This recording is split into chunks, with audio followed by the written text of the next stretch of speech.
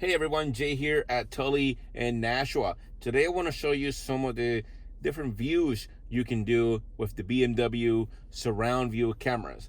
I am in a 2019 BMW X5 40i xDrive, but this also works on the latest generation 5 Series, latest generation X3, and of course as new cars are released, those functions will also work.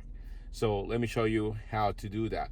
Now we are all familiar with the traditional rear view camera, but there is other views that we can do.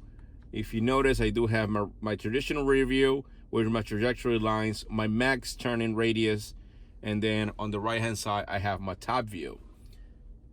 Now one thing that I can do is if I would like to have a wider view of the rear of the vehicle, I press this button here, and now I have a wide angle rear view camera.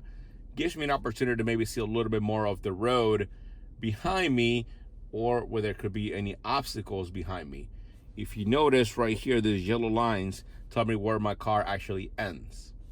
I can do the same thing with the front facing camera by shifting the car into drive.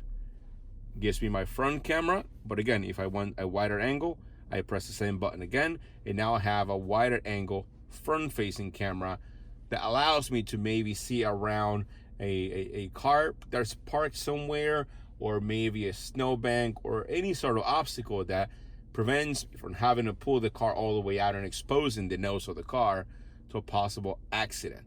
So that is the different views there on those front and rear cameras. Thank you for watching.